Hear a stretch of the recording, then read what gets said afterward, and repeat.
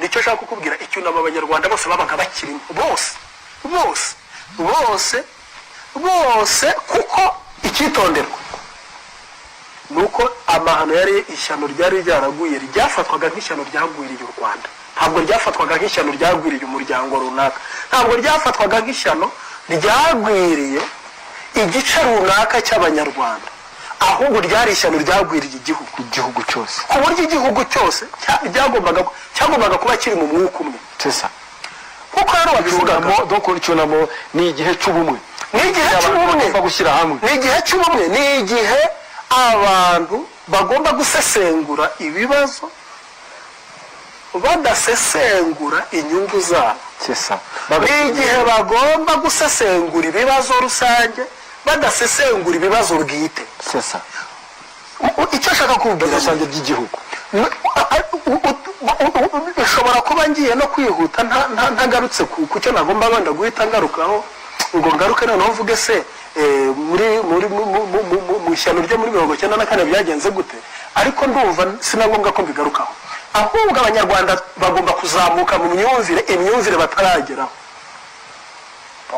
Ni byiza cyane kuko iki kiganiro turiho ntabwo ari ikiganiro cy'umunyapolitike cya politike ishobora kukubwira ngo abanyarwanda ngo ubona ngo imyumvire imeze neza ku cyunamo ngo bose ngo barabyitabira, ariko ukuri kuko mfite message nahoze mbwira umuntu ko hari igitabo nzasohora ku itariki 6 zuzu, namubwira ko nzasohora igitabo ku itariki 6 suko akanavuga ati ntuzabona abantu, hari abantu bazaba bavuye mu gihugu bamwe uravuga cya kibazo cy'uko abantu bamwe nabo icyunamo kigeze basohoka, hari n'abandi bazaba bahugiye mu bintu by'inyungu bashobora kubona muri icyo gihe cy'icyunamo bigendanye kandi n'icyunamo bakabibonamo inyungu nyinshi, sinzi niba uri kubyumva, bakabona ko ari igihe bizinesi yabo mu gihe cy'icyunamo itangiye.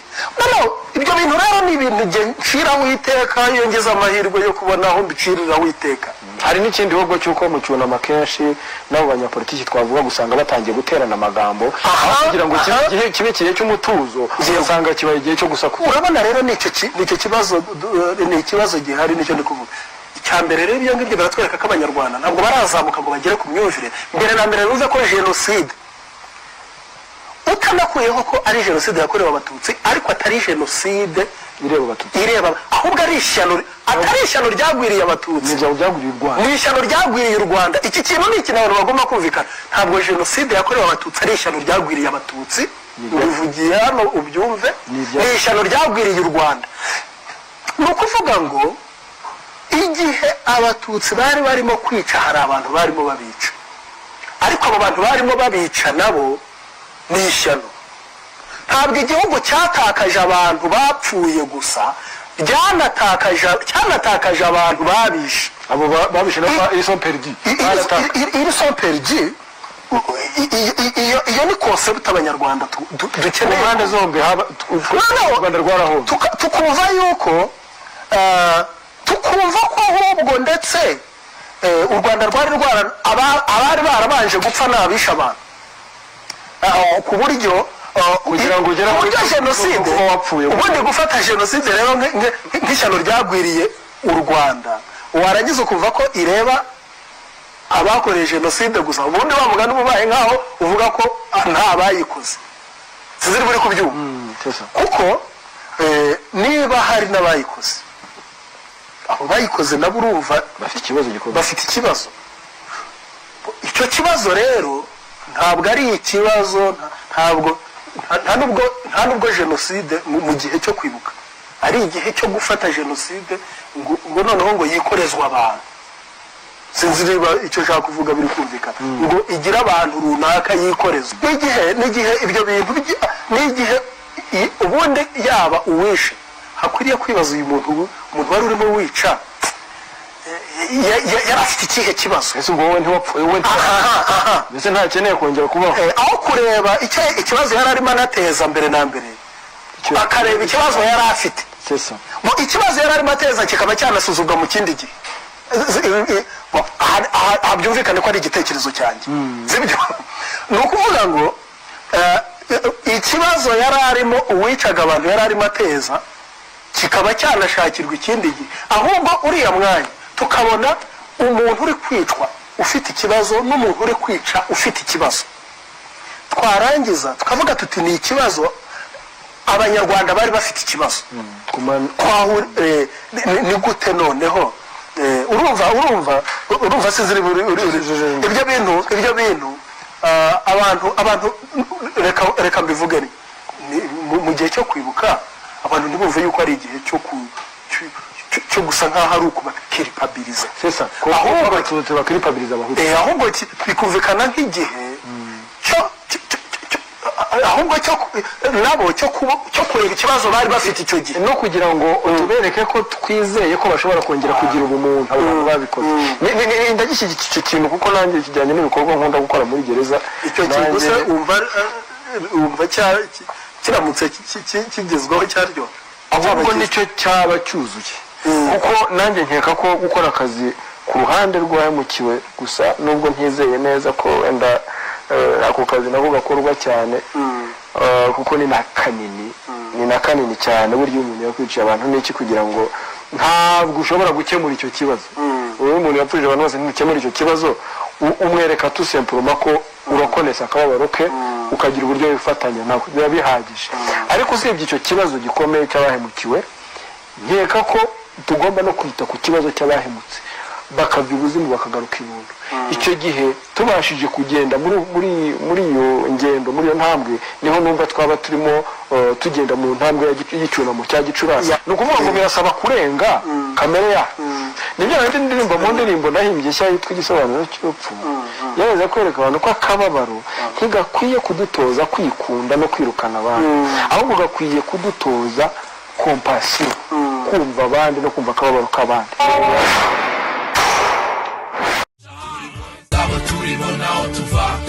Tukavuga sukiri twiri mu busa mu buzima, ubundi umugabo arimenya, burya imitima yacu yuzuyemo amaganya. Mbifurije rero ibyo nanjye nifuza, kandi buri wese mwifurije ibyo nawe ubwe yifuriza abandi. Ntabwo byoroshye, hari ibintu byinshi byo kuvugaho, hari inyandiko y'umuvandimwe ntarasobora kubasomera, ariko iraho ni iyanyu n'ubutumwa bwanyu yabageneye, igomba kubageraho igihe icyo ari cyo cyose. Uyu munsi nagira ngo twongere twigarukire mu birebana na politike yo mu karere n'intambara ibera mu karere no ku butaka bwa Kongo by'umwihariko. Nongere mburire abana b'Abanyarwanda bakomeze gushumurwa muri Kongo, kuko ndahamya ko abamaze kugenda ibirometero n'ibirometero binjira muri Kongo, kuzagaruka ari bazima byo simbihamya.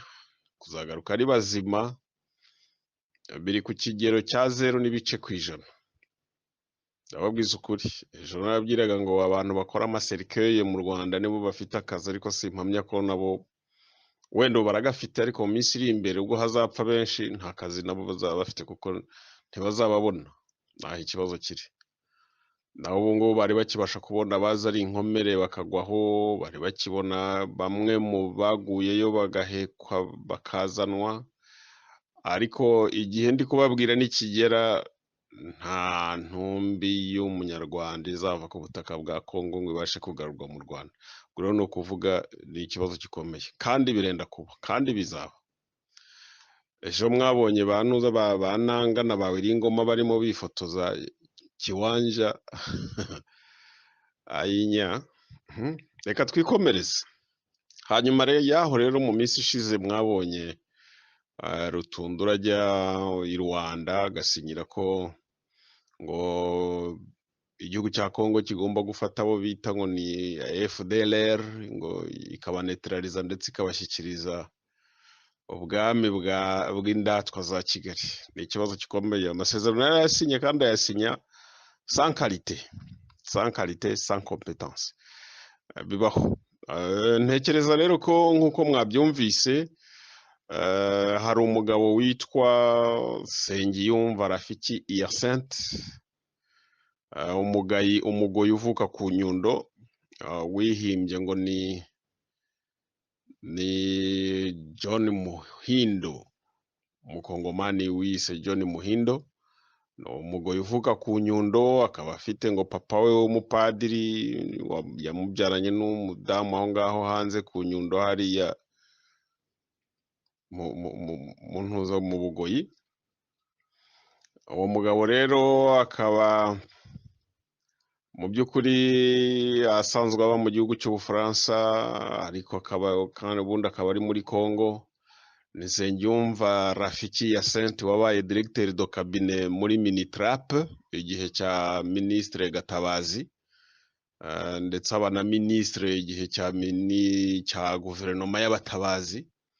Nsengiyumva Rafiki Hyacinthe uri mu bashinze FDLR, akaba yaragize n'uruhare mu kuyisenya, akaba yaragize uruhare mu gutezamo amatiku n'amacakubiri ya Kiganduga, byaje gutuma muri FDLR havamo irindi tsinda ryiswe Rudi.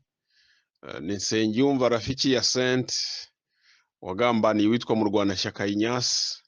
Ni Nsengiyumva Rafiki Hyacinthe wari warashyizwe ku rutonde rw'abajenosideri, ndetse Kigali imushaka imusaba Ubufaransa, ariko Ubufaransa bukomeza kumwimana.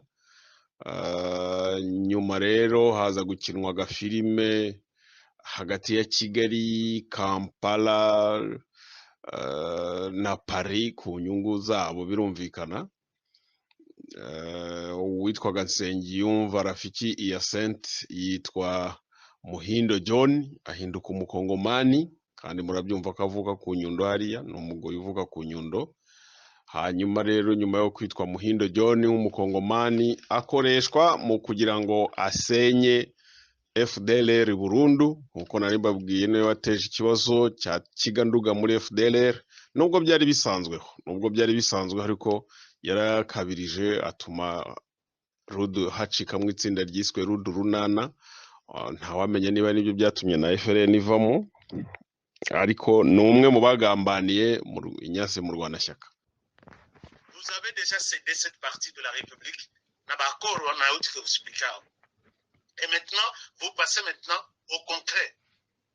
Alors, je pense que vous allez regretter, tôt ou tard, beaucoup regretter. Vous pouvez partir, allez-y, tout le monde. Quand je vois les services de renseignement, laissez passer Kabila, qui ne veut pas communiquer en RDC, il sort en Tanzanie, il sort en Namibie, il sort pour communiquer, organiser des choses et retourner à quelqu'un comme prêtre. Est-ce que vous le savez? Vous le savez que ces appels, ils les font, il y a bien, Yakovan Samassolo est bien en dehors du pays.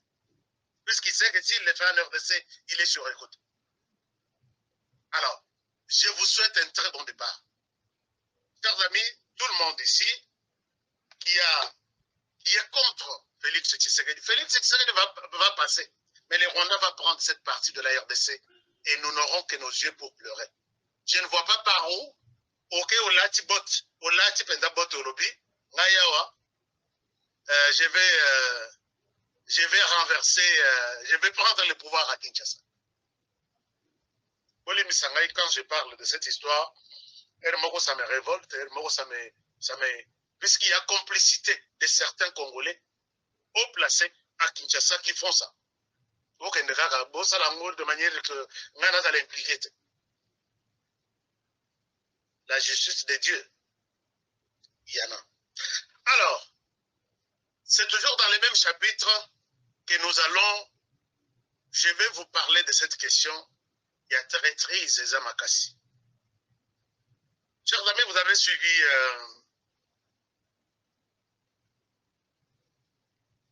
suivi communiqué Moko il y a Angola dernièrement dans le Belakiango.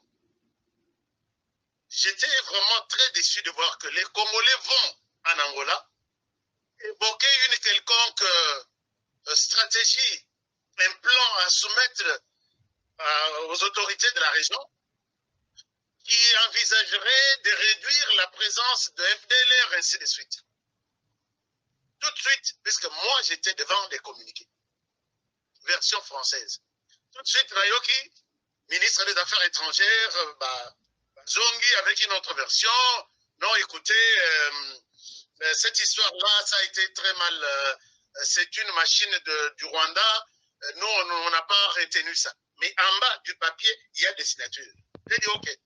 Oh non, on a écrit en anglais. En anglais, ce n'était pas ça. Mais comment est-ce que Bino vous a pays francophone? Vous êtes appelés, tous les documents, pour bien les comprendre, il faut que tu aies Maboko, sur un document en français au Tangi, et puis, tu as non, document, on a une version française, et les Rwandais a ajouté, a retranché, ainsi de suite. Dans mon laboratoire, je suis informé qu'il y a 2 ministres qui tentent de trahir Félix Tshisekedi. Il y a un ministre qui est dans les coups de l'Ouganda. L'Ouganda lui dit, fais tout pour empêcher toutes les stratégies que le gouvernement congolais mettra en place pour combattre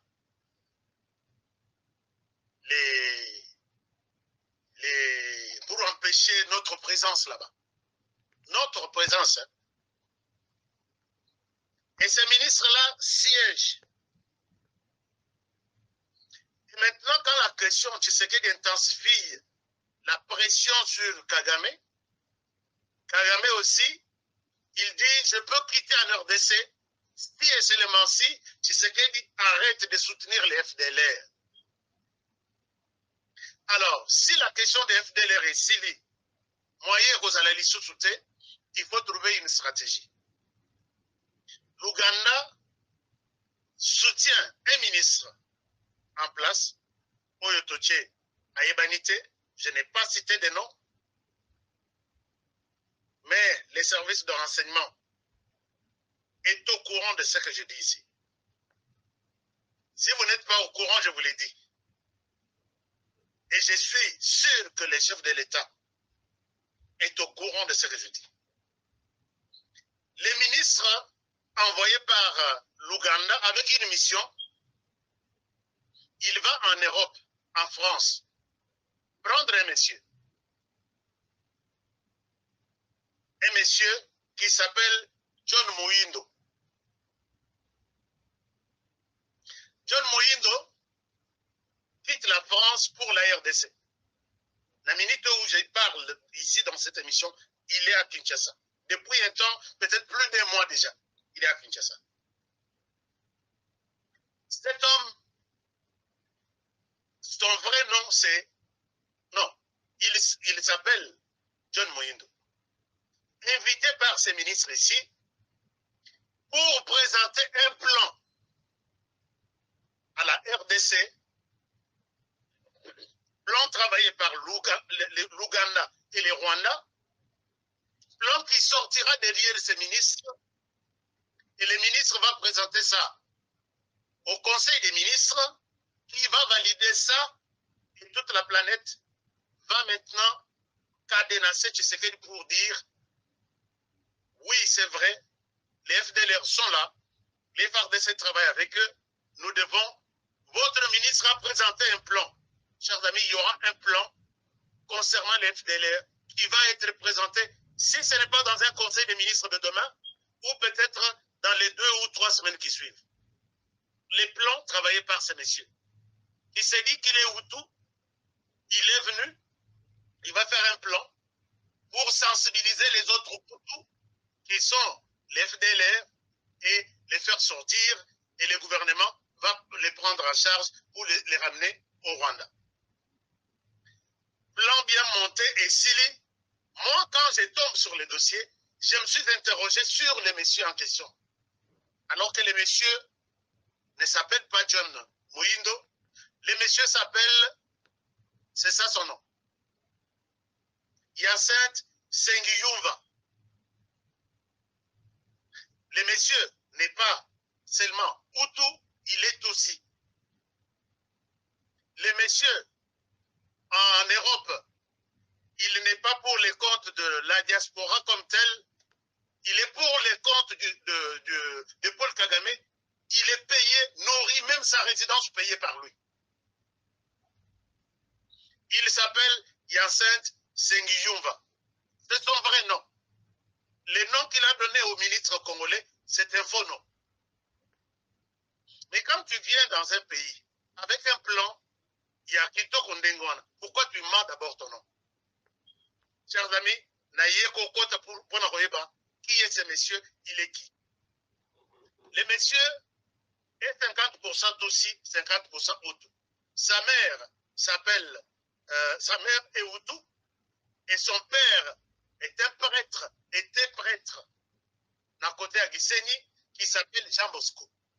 Et tout aussi de son état, talaka ba maman, o balinga kokanga mapembe na ba prêtre, ba abe ba nini, azwande mwana oyo, ndengwana, na libala te, na nini te, c'est une personne qui est sortie d'un père au babombaka. Non, bobolo ba te, puisque papa na yaza sango.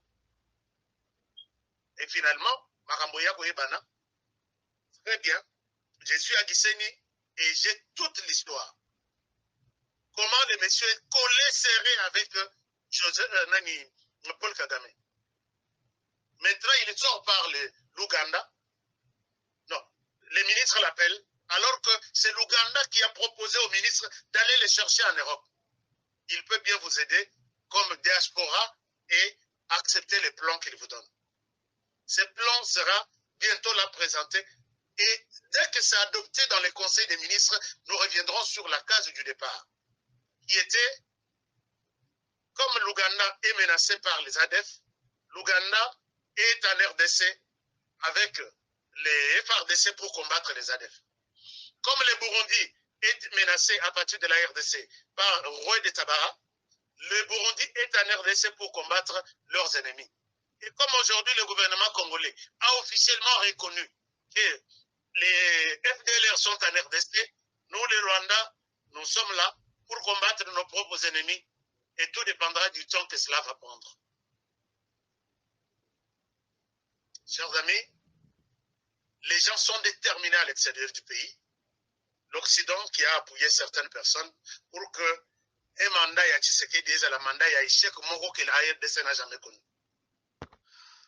Nsengiyumva Sente cyangwa se Muhindo John, Kaguta na Kagame ndetse n'abakoloni bamunyuzeho bamuha umushinga wabo, bamwohereza kujya kuwigisha, kuwinjiza no kuwucengeza muri bamwe mu bazayirwa b'i Kinshasa. Mvuze abazayirwa kuko nta mukongomani muzima wakira ibyo bintu. Abo bazayirwa rero agomba kubumvisha ko kandi bakemera, akabahatira akoresheje uburyo bwose harimo n'agafaranga, agahatira Tshisekedi na guverinoma ye kwemera ko FRDC ikorana cyangwa se ibana n'abo bita ngo ni FDLR, bakavuga ko ari abahutu basize bakoze jenoside mu Rwanda, bityo ko abo bahutu rero bagomba guhigwa, bakanetralizwa ndetse bagashyikirizwa ubwami bwa Kagame i Kigali, cyangwa se bakemerera Kagame gushumura RDF ye ku mugaragaro, agakomeza kubihigira muri Kongo nk'uko byamye biba kuva muri 1996. Bakabyemerera Kagame kuza guhiga abo bahutu yita RDF nk'uko babyemereye Museveni, gukomeza guhiga nawe abo bahutu yise ngo ni ADF naru. Ibyo kuvuga ngo ingabo z'u Burundi ngo nazo zagiye muri Kongo guhiga Red Tabara, ntabwo ari byo kuko Red Tabara ntabwo ari indundi. Red Tabara ni Inyarwanda.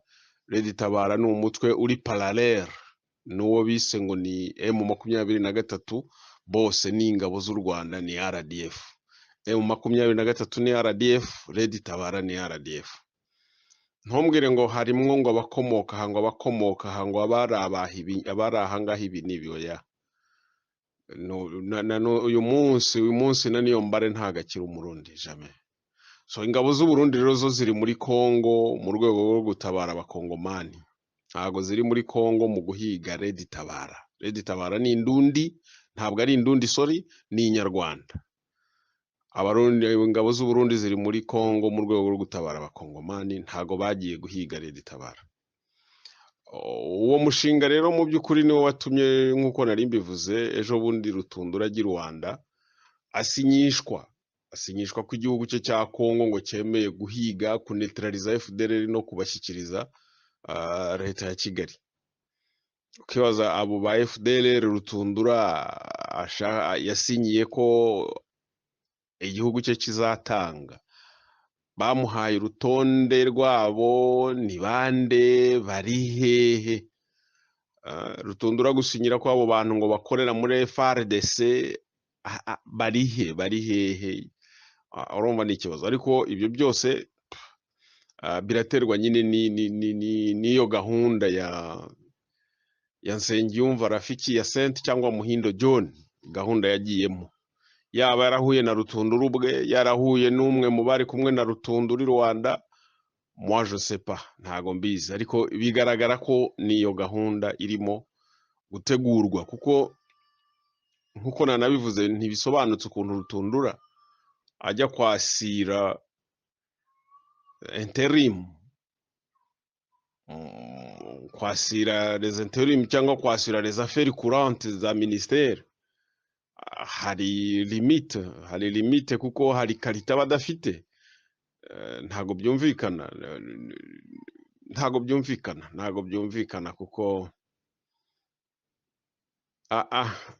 affaires courantes muri ministère zakagombye kuba zigarukira kuri les services de bureau, pas pour prendre des décisions grandes, des grandes décisions comme celle-ci, zangageant tout le gouvernement, zangageant l'État, zangageant igihugu. Rutundura qui n'est pas ministre agasinya ibyemezo byangaje igihugu cyose, kandi bishyira mu kaga igice kimwe cy'abantu bari ku butaka bw'icyo gihugu, bahabwa akazi n'akatazirano ngo ni FDLR kubera urwango, inzika, ubugome bafitiwe na leta ya Kagame, ya Kaguta ndetse na bashebuja b'abakoloni. Rutundura agasinyira ko abo bantu agomba kubatanga cyangwa igihugu cye ngo kigomba kubatanga, ariko ntiwamubaza aho bari ngahakwereka uyu munsi. Je ne pense pas, simbihamye. Ibi tuzagenda tubigarukaho firameze y'uko iminsi igenda yicuma, bitewe n'uko intambara nayo ikomeza igenda ihindura isura, ariko mwumve ibyo gusinyira, aho gusinyira ko azatanga FDLR Rutundura aho bikomoka kuri uwo Nsengiyumva Rafiki ya Saint cyangwa Muhindo John. Niko gakino arimo i Kinshasa. Ubu tuvugana ku itariki ya 29 z'ukwa gatatu 2024. Nsengiyumva John Rafiki ya Saint Muhindo ari Kinshasa, arimo arasensibiliza ko kantu ko kugira ngo leta ya Kongo, guverinoma ya Kongo, abaministre ba Kongo bahatire Tshisekedi kwemera ko muri FDLR, muri FARDC harimo abo ngabo bitwa ngo ni FDLR, ngo basize bakoze genocide mu Rwanda. Umbwira umuntu wari ufite imyaka 25 ari mu gisirikare cya FAR, uyu munsi akaba ari muri FARDC, umuntu afite imyaka ingahe urumuma? Ntabwo ari munsi ya 60. Uwo muntu urimo utazwi, utagaragara ninde? Semarora, biteye isoni, biteye n'ishozi. Niyo mpamvu rero mvuga nti ibyo barimo bakururukaho, impamvu bavuga bitwaza ibyo ngibyo bya FDLR, mu by'ukuri barimo no guhiga cyangwa se gushakisha na mendezo yo kujya gusenya bitwa Wazalendo.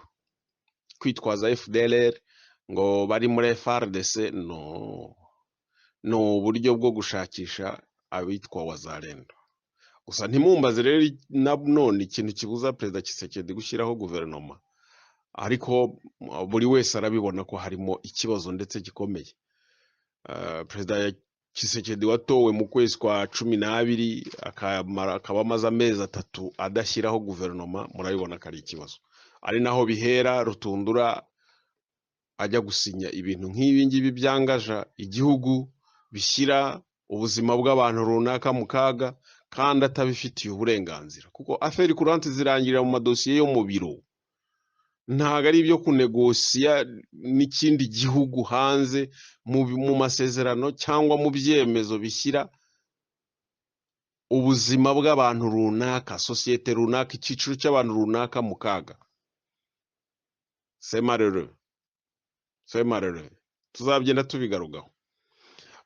Hari rero bamwe nabonye nasimbutse nageze ku kindi, icyo gice cy'amasezerano ya Rutundura n'uwo Nsengiyumva Rafiki Hyacinthe Muhindo John nakivuyeho. Ubwo abamuzi muri Minitrap, abamuzi muri FDLR, abamuzi aho bamuzi, mumenye ko ari Kinshasa kandi arimo guhiga no guhigisha abo bavukana, abo babanye, abo bakoranye. Numvise ngo yigeze no kugira ahari kujya yandika muri journal yitwaga ngo niba ari Ijwi, niba ari iki, sinzi ibintu nk'ibyo ngibyo.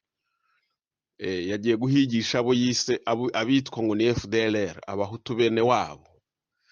Bavuga ko ngo ise ngo ari umupadiri w'umututsi jokwa wamubyaranye n'umuhutukazi, simbizi ibyo nibyo. Ubona ukuvuga ngo ni ikinyendaro en d'autres termes, kandi imico yabo irazwi. Abana bavutse muri ubwo buryo imico yabo irazwi, niyo nta kindi yakora kitari icyo ngicyo.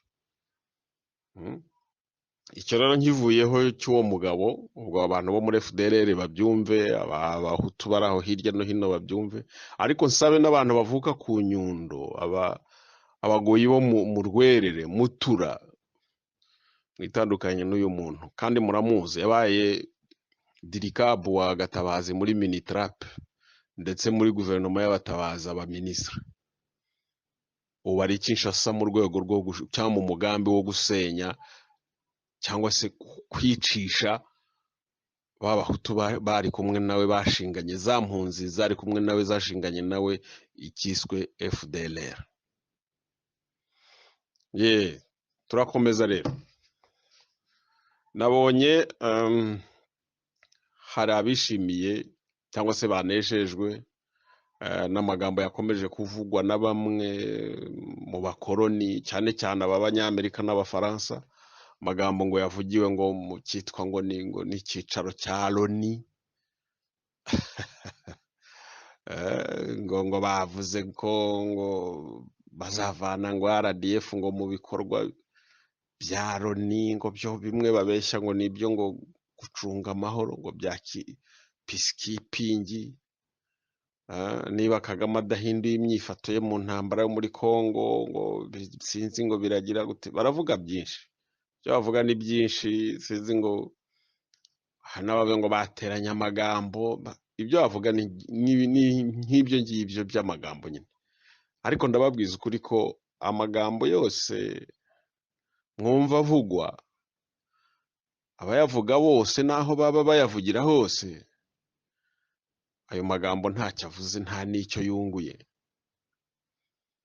Intambara yo mu karere ka Afurika y'ibiyaga bigari muri rusange, intambara irimo kubera ku butaka bwa Kongo by'umwihariko, ntabwo ishobora kurangizwa n'amagambo y'abantu abo ari bo bose naho baba bayavugira hose. Abantu abo ari bo bose naho baba bayavugira hariho hose, ntabwo iyi ntambara turwana ishobora kurangizwa n'umunwa n'amagambo y'umuntu uwo ari we wese, naho yaba yavugira hose n'abo yaba yabwira bose.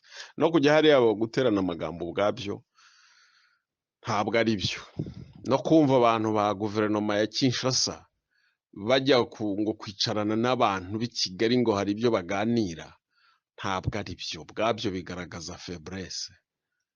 Buriya Rutundura yaza kuva i Rwanda ataha i Goma, aba yumva umusonga w'ikibazo, ariko ntawe yumva.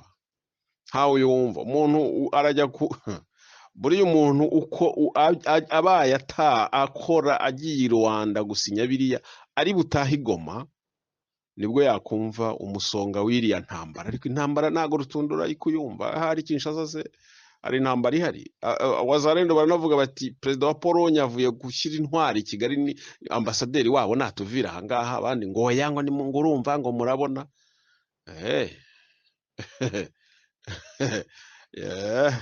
nyamara Kagame baravuze ngo bafashe bakoze agakino ngo bafashe Roza cyangwa Karake.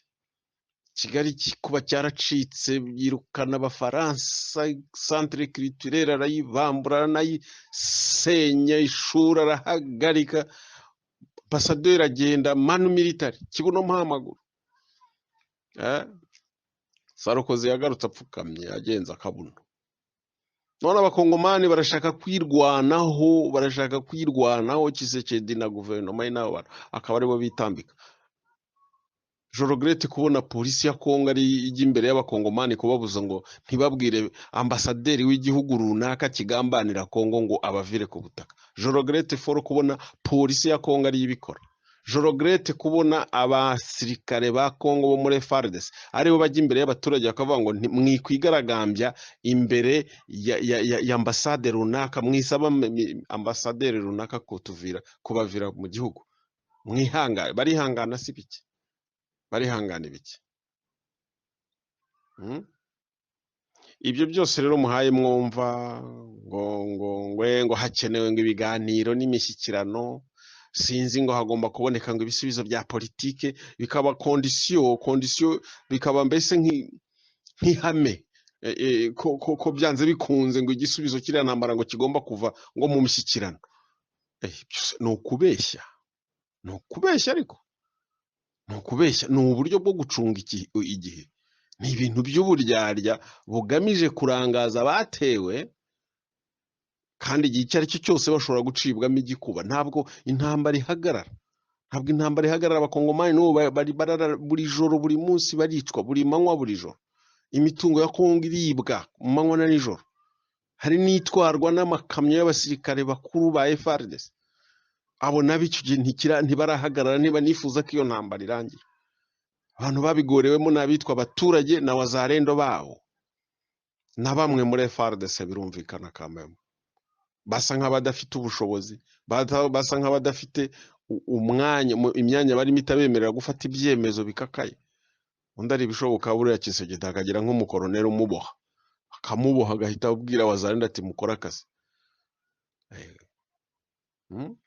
Vuga ngo bagamije rero kurangaza, kandi saa yose bashobora kubacamo igikuba, nk'uko byagendekeye leta cyangwa guverinoma ya Habyarimana na MND 1994. Ni kuriya none abantu no kuvuga ngo abantu bamwe, intambara imwe, ingamba zimwe, n'uburyo bumwe. Intambara imwe, uburyo bumwe, ahantu hose birababaje. Icyo nabwira Mubaraka na RDF ye nuko kugeza uyu munsi kuba bakirimo kwifotoreza ku butaka bwa Kongo babikesha Perezida Tshisekedi na bamwe mu byitso byabo bikiri muri FARDC. Mubaraka ureke kuvuga ngo mugenda naye Rwanda mukagaruka mubyina insinzi, kuba mukibasha kwifotoreza ku butaka bwa Kongo kugeza kuri uyu munsi mubikesha Perezida Tshisekedi na bamwe mu byitso byanyu, na bamwe mu basirikare banyu bari muri FARDC. Ariko mukenyere mukomeze, RDF mukenyere mukomeze, kuko burya ntabwo ari buno. Wazarendo bazabasya, bazabasekura, mwishake mwiure. Wazarendo bazabasekura. N'ubu ndabisubiramo, mbabariye abana b'Abanyarwanda mwashumuye bakagenda bakagera iyo mu birometero n'ibirometero, kuko kugaruka bahumeka byo ntabyo muzabona. Icyakora uzabishobora muri bo wenda azatabarwa na MONUSCO cyangwa na HCR, kuko nibo basanzwe n'ubundi babakingira ikibaba, baborohereza mu bujura n'ubwicanyi mukorera muri Kongo. Abo nibo bashobora niho hashobora kuzarokokera bake muri bariya mwashumuyeyo. Vous allez voir. Nabivuze ejo bayanga bananga na bawiringoma barimo barocinga agafilime kabo ikiwanja. Barimo barocinga agafilime bifotoza.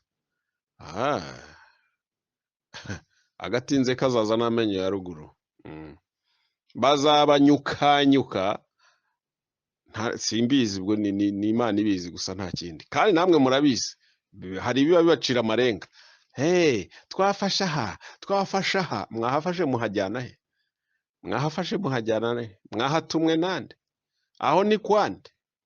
Abari bahatuye bari he? Mwibeshya ko abazarendo bo muri Kongo ari za nterahamwe z'i Kigali. Barababeshye. Reka nsoze ibi ngibi. Ubwo ibyo bya Kongo mbivuyeho, nihanganishe umuryango wa Caporal Rutayisire wiciwe hano i Maputo mu ijoro ryo kuwa 12 rishyira 13 z'uku kwezi kwa gatatu umwaka w'2024. Rutayisire wishwa akurikira murumuna we Revocat, nawe wishwa akurikira Baziga Louis, nawe wakurikiraga umusaza Nsenga. Nyuma haje gucamo ishimutwa rya Ntamuhanga 2012 cyangwa na gatatu, hishwe Turatsinze ajugunywa mu mazi. Aba bose nta gushidikanya ko leta y'igihugu bahunze ariyo yabahize, ariyo yabishe, ariyo yabashimusa. Ibyo nta gushidikanya guhari. Peu importe umuntu uwo ari we wese wakoreshwa, ariko bishwe cyangwa bashimuswe kubera politike y'igihugu bahunze, igihugu cy'u Rwanda, uvuga ngo ni leta y'u Rwanda. Icyo nifuza rero kuvuga ni cyangwa gusaba impunzi z'abanyarwanda ziri muri Mozambique na bamwe mu banyarwanda bari hirya no hino aho bari hose, no kwirinda gushinjanya urupfu rwa Rutayisire, kuko numvise harimo bamwe barushinja Alexis na mukuru we Lambert. Ibi ntabwo ari byo, ndetse nta nubwo ari byiza. Ntago wafata urupfu rwa Rutayisire ngo urushinje abanyarwanda b'impunzi babanaga nawe, ndetse bamwe bo mu muryango we cyangwa ba hafi ye, utaragira uwo ushinja urupfu rwa Revocat, utaragira uwo ushinja urupfu rwa Louis warashwe hagati ya 5:40 na 6:00 z'amanywa. Revocat yarashwe hagati ya 11:30 na 12:00 mu muhanda bagenda. Ntamuhanga yashimuswe 10:00 z'amanywa, ndetse anyuzwa kuri station ya polisi. Umve ko biba binasobanutse, anyuzwa kuri station ya polisi. Turatsinze yaranizwa ajugunywa mu mazi. Nsenga yaranizwa amanikwa mu nzu yacururizagamo pièce de rechange. N'abandi bose nuko bagiye bapfa. Ariko niba harakozwe n'amaperereza, niba atarakozwe, ibyo ntawe ubizi, kuko nta raporo y'iperereza yigeze cyangwa ngo hagaragazwe ukuri ku bicanyi bagiye bica abo bantu. Ariko ikidashidikanywaho nuko bicwa ku mpamvu cyangwa se ku nyungu za politiki y'igihugu cy'u Rwanda, ku mpamvu ya leta y'u Rwanda. Peu importe uwo bakoresha, bashobora gukoresha abicanyi babo bwite, bashobora gukoresha abandi bicanyi bo muri iki gihugu, ariko mu by'ukuri umwicanyi n'umwe, ni nawe wungukira muri urwo rupfu. Ni ukuvuga ngo ni leta y'u Rwanda. Ushobora no kuba uvuga ngo ntubirimo, ngo nturi muri politiki, ngo ntugize gute, we ntabwo ibyo bintu ntacyo uvuga, ntacyo ukora, ariko uratunze. Igihe rero utunze, waba wayobotse waba utayobotse, ariko witwa ngo uri umuhutu, noneho ukagerekaho no kuba uri umuhutu, bazi wenda ko bakwiciye umuntu, cyangwa se ukaba warabayeho n'umusirikare muri FARC, icyo gihe wabishaka utabishaka ugomba kwicwa. Igihe uciye urwaho ugomba kwicwa, kuko baravuga bati uyu munsi hagize igihinduka, iyi mitungo afite yahita yigeuza akayihereza bene wabo bakatugora. Nicyo ba Revocat baba bazize, nicyo ba Louis bazize, nicyo Rutayisire azize. Kuba rero uyu munsi abantu bagatanze raporo ku rupfu rwa Rutayisire, iperereza sinzi niba hari n'iryakozwe kuko agafilime kakinwe nuko ngo yaguye mu kizenga cyo mu muhanda, mu kidendezi cyo mu muhanda, bazana amafoto atabaho y'imodoka zitabaho, ibintu byo mu mwaka washize bashyiraho, barangiza batyo barapfundikira. Buri wese akwiye kwikanga kuko ntabwo Rutayisire ari umuntu usanzwe muri kominote y'abanyarwanda, ngiye nasanze aha, ariko gushinja bamwe mu mpunzi zabanye nawe, zakoranye nawe cyangwa se zabaye iwe, kabashinja urupfu rwe, ntabwo ari byiza. Harimo kurengera gukabije, uwishe Rutayisire niwe wishe Revocate, niwe wishe Ruwibaziga, niwe wishe Nsenga, niwe wishe Turatsinze, niwe washimuse Ntamuhanga. Ni ukuvuga ngo ikimenyetso simusiga wagashingiye ushinja umuntu cyaturuka kuri raporo y'iperereza ryakozwe n'inzego zibishinzwe cyangwa zibifitiye ububasha, cyangwa se wowe ukaba wari uhibereye ukavuga uti iki ndagifite bimeze gutya na gutya na gutya.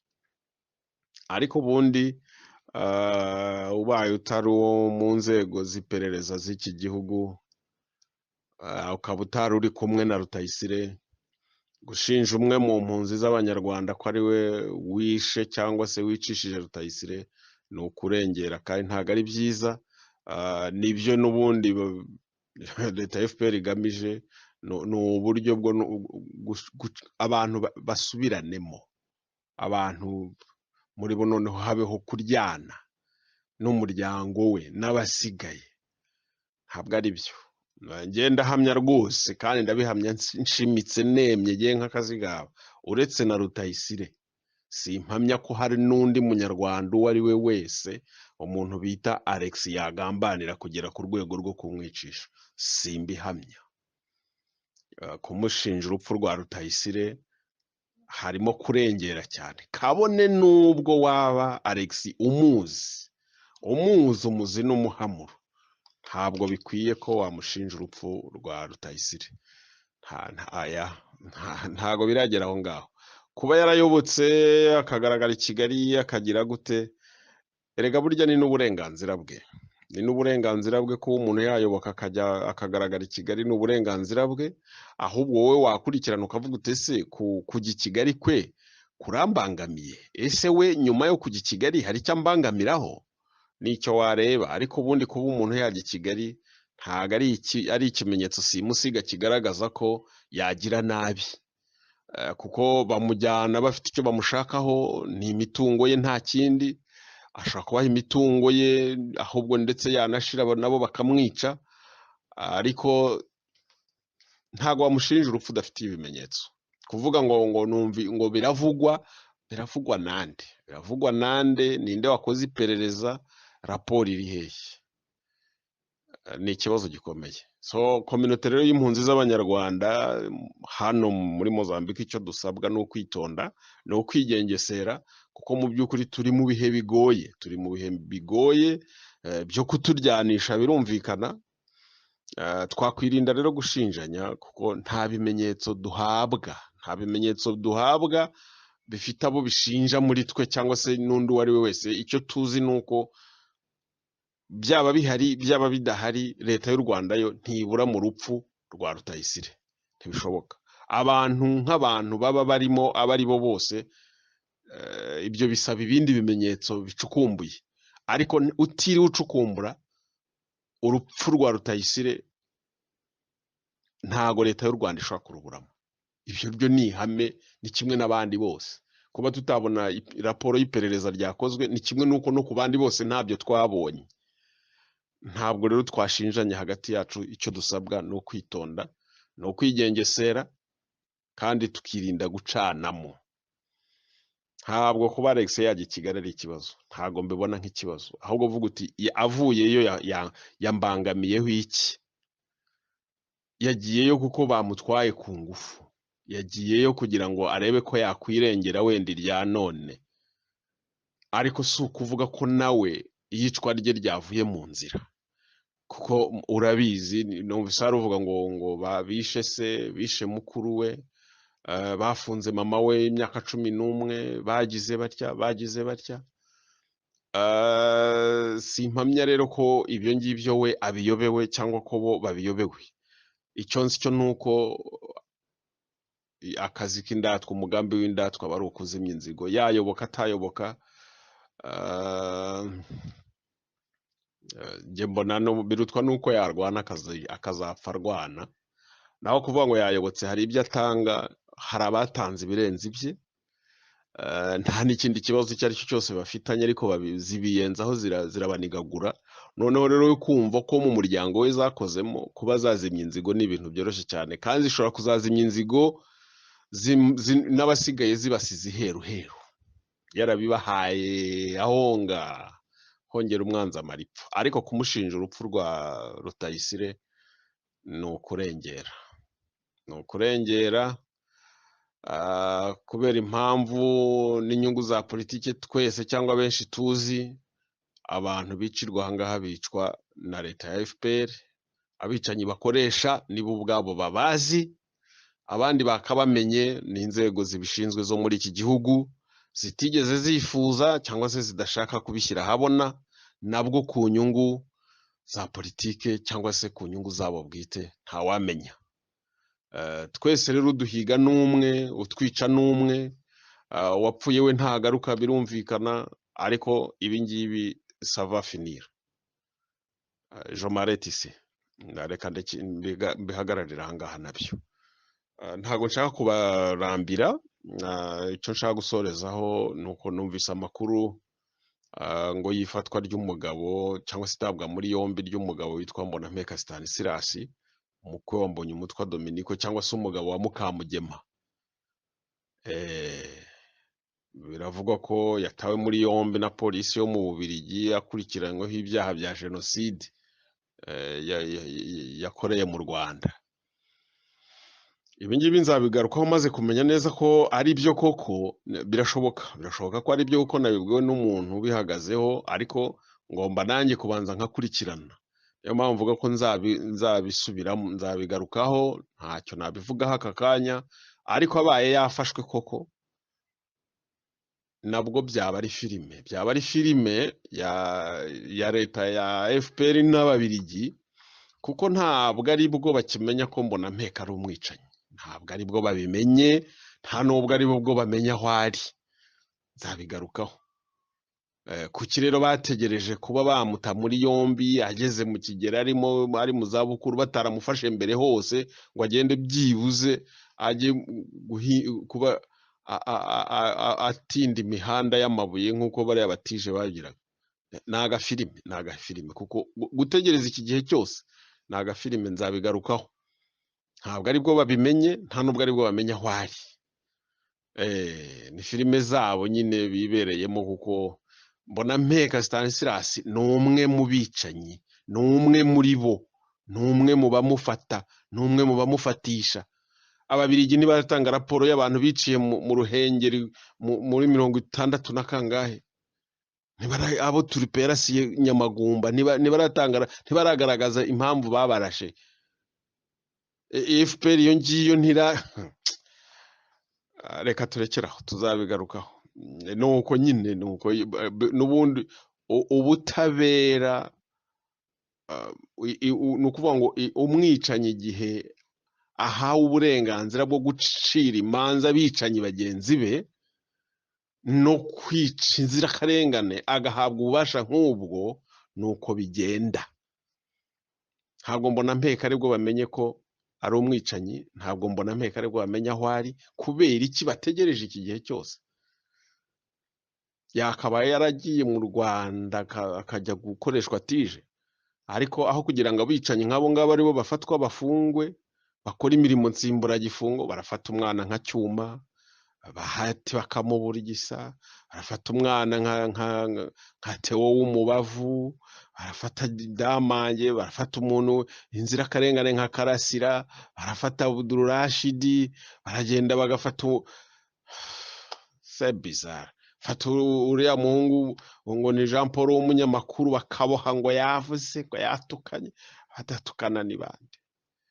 abicanyi baraho barakorana nabo barasangira nabo abandi baraho babagabiye buri kimwe cyose babaha buri kimwe cyose bagacunga we ngo ageze mu bazabukuru ngo nibwo ngo turamufasha baramufasha ahubwo mukarenga mukajya kujujubya kabuga urengana azira imitungo yazira n'ubwoko bwe utaregeza agira umuntu akoraho ariko mbona meka mukamubika we yarishe kuva muri za 60 na kangahe na 7 kugeza 94 mukamwihorera mubizi mu 2022 muti nimudufatire mbona meka zo filime zanyu ngaho nimufate na Bizimungu fate na Bizimungu pasiteri bihwahwa mumubaze ubwicanyi yakoreye abanyeshuri b'abatutsi n'abanyenduga mu mashuri makuru na kaminuza Butare 72 73 ni wowe wari uyoboye komite dosari ni mubimubaze akiriho atarapfa kandi muravuga ngo ni genocide yakorewe abatutsi mu mashuri ni mubimubaze muzabibaza abana b'abanyarwanda batabizi muzabibaza abana b'abanyarwanda batabizi mubibaze Bizimungu ni wari uyoboye komite dosari niba mutabikoze muceceke byiteka bo babizi Imana muceceke byiteka ubundi Bizimungu nawe azubwenge ari umuntu ushyira mu gaciro ari umuntu w'umugabo ushyira mu gaciro yajya hari akavuga ati byagenze gutya na gutya na gutya na gutya na gutya na gutya ariko iyo solidarite yanyu y'ubwicanyi y'ubujura ubugome guhishirana gukingirana ikibaba ku nyungu zanyu ntago ari ku nyungu z'igihugu vous allez voir